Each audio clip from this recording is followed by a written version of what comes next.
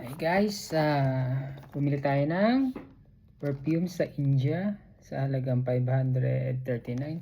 Check natin kung swak ba siya sa budget o hindi.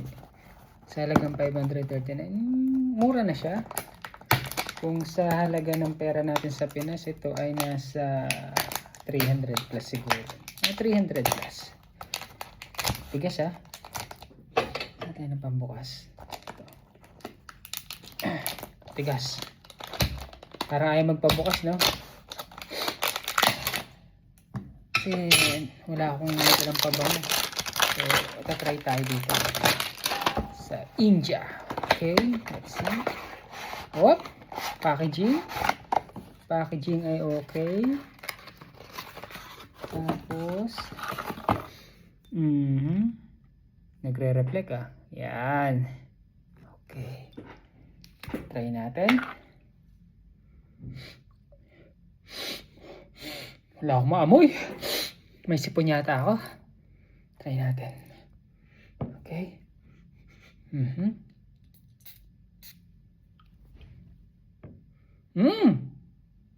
Bango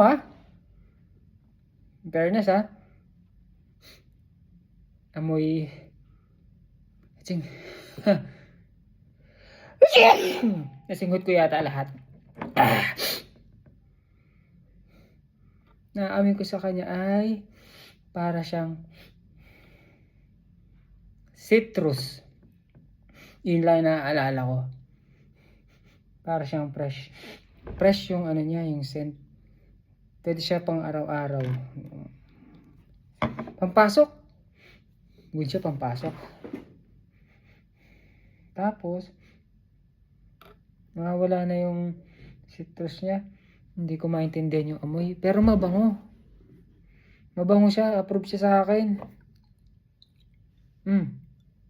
Try nyo to. Kung meron to sa mga Shopee, mga Lazada. Ayan. Pangalan nito. Bella Beta CO Men. Hindi ko alam kung matagal yung duration na maiwan siya sa katawan. Pero kung sa halagang 539, pwede na siya pang araw-araw. So, hope this help you guys. Bye-bye.